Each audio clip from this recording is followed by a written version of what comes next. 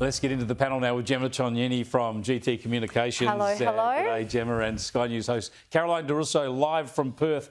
I want to start on social media. We've talked a lot about these various pushes from various directions to try and limit the access of social media to teenagers, to block them getting on before they're 14. Caro, the South Australian government's going to do it themselves. I mean, good on them for giving it a go, but it should be national, shouldn't it?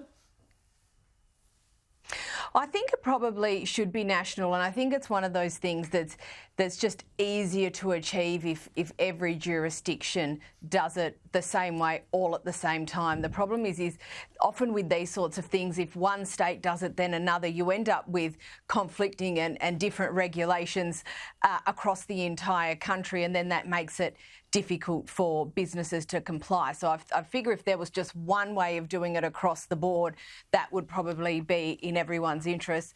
I think it's a pretty a fair thing to do. I think there are a lot of concerns in relation to social media, and while I'm, very much a free speech, well, almost absolutist as much as is possible, I think these are sorts of things which really do heavily affect children, and the things that we didn't have to contend with growing up. So yep. I think in that sense we do need to move, and I think it is a good policy, but consistency across the board would be the best way. Yeah, Peter Malinauskas, a very, very sensible and smart Labor leader in South Australia, the Premier, he says he wants a national approach, but he doesn't want to wait, so he's cracking on with it himself. Here he is. We see kids being done harm. We know that's true from a growing body of international peer-reviewed research. So it's time for governments to act. And, I don't think any leader around the country should sit on their hands on this matter. Gemma, good on him. If he forces the pace of national change, all the better.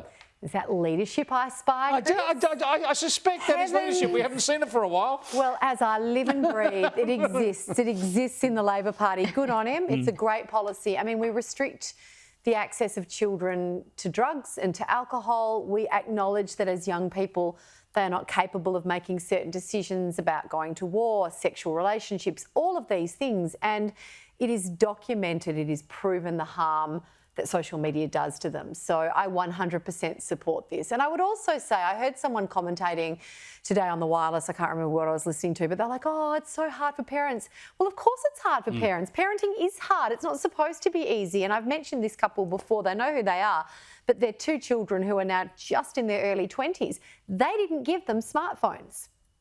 And I said, how did that go? And they said, well, they live in our house and we united as parents and that's what we did. And I get that that's an ideal nuclear family and not all families are in that situation. I just think yes, there's a government role, yes, there's a regulatory role, but we must say, parents, this is part of the job. Yeah, in the end, it's up to parents. I'm battling 100%. That now, facing that now, but these laws make it easier for parents 100%. Too, which is great. The other issue I want to raise is this idea of whether we have a census question about whether we're gay or bi or whatever. I just don't understand why anyone cares about this, but here's what the Prime Minister had to say today about resolving this great conundrum. I have argued the case for equality, regardless of people's sexual orientation, regardless of their identity, regardless of their race, regardless of their faith. What the census is about is recording the state of Australia in 2026, and that's precisely what it will do. So there we go. We're going to have that question. Is this important? Does it matter? Couldn't care less. Couldn't care less if you're gay, straight, both, up, down, left, right. I could not care less. And I think I don't want the government in my bedroom. I don't want the government in my personal life. I just think this is a really good example of the things that are distracting a government that's sort of, to your great column on the weekend, shrinking. They are so disconnected from reality if they think everyday Australians give a rat's proverbial about that stuff, when all of the financial pressure, all of the social disconnect, all of the other things that are going on, and this is the thing that they choose to elevate. I don't see how it's going to change government policy. I don't know how far you can drill down into the census results, Caro. I do like drilling into it now and then to find out things about income and whatever various parts of the country. I hope it doesn't come down on this one town of 50 and a dozen people say they're gay, and so it starts a guessing game as to what's going on. Presumably there's none of that in play. No, and this whole thing that, you know, you can change your gender every other morning. Well, is there a question about how often you change your gender, just so that we have some idea about how firm these answers are? I think it's really silly. What has been very interesting is to see how the Prime Minister has been beaten into submission on this, as a comparison, obviously, to his counterpart in South Australia. He has just totally given way on this, has given in to the activists. But I actually don't really see the point. One thing I've really not liked about the conversation or the I suppose the lobbying in support of these questions is this whole idea of, oh, these people, they need to count. Well, we do count them. They're human beings like the rest of us. They make it sound like as if they're not part of the census at all. Well, they are. And then we get told that trans women are women, so can't they just tick the woman box and move on? And what do we need this question for? Yeah, it seems kerfuffle over nothing. I saw one wag on the weekend suggested what we should be asking is what footy team people barrack for. Way more because that's question. what we really, that's something where we do take an interest in the other person's allegiances. It's very important to us, and that brings us to the Prime Minister, because he went to the Hawthorn game on the weekend at the MCG, Hawthorn versus Bulldogs. The Hawks did all right. Here's the PM in the rooms after the game. Oh, it's great. You could feel the atmosphere right around the ground too, around the G. It was an awesome night. Enjoy. Good on you. Thank Yeah, awesome night, great game, but he's a Rabbitohs NRL man, isn't he? I don't know what he's doing with this Hawks caper. Have a look at how one former Bulldogs player summed it up.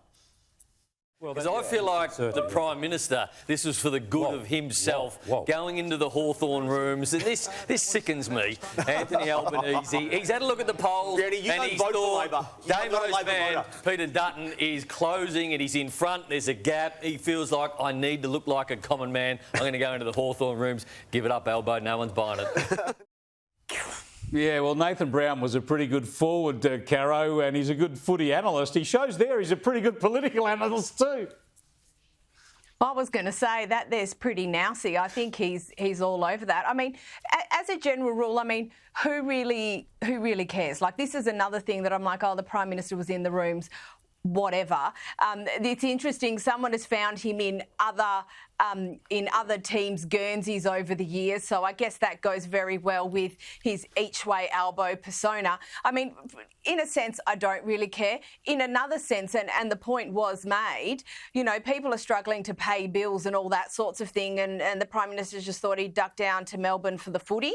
I think there's some people who are like, don't you think he's taking the proverbial a little bit? I mean, for me personally, not too fussed, but just more of the same.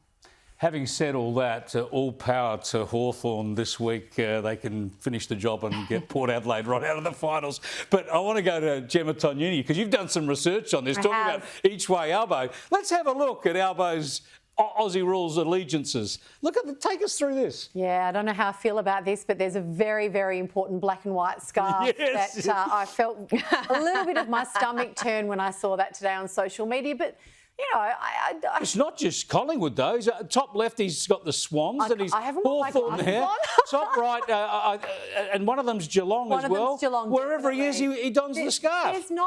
There is not a party he won't go to. There's not an opening he won't turn up to. There's not a blues festival, a sporting game, the tennis, you name it. This is party Albo, and I just, it's like this is they're the student bloody protesters who haven't worked out they're in government yet, and they haven't worked out that, you know, you can't set policy and set the nation on a course, you know, in relation to any particular area. But let's talk about the economy. You can't set policy, be responsible for policy, and then turn around and bag out Michelle Bullock, for example, because people don't buy it. The Australian public is not that stupid. And when it comes to stuff like this, no hard fan, Chris, would be having, like, I'm not going to wear a Sydney Swans scarf. I'll come to the game with you and I'll cheer if my team's not playing, but I will wear a Collingwood scarf, basta. I was there on Saturday with my sons, my son's a Swans supporter. He asked me to wear a Swans scarf. I said, mate, I can't do that. I'm a Crows man.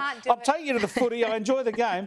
And speaking of this, I want to show you something from that game, the Battle of the Bridge final at the SCG on Saturday afternoon. I had to fight very hard to get this to air because my producer, Tom Blake, is a mad Giants fan. But just have a look at this for a moment.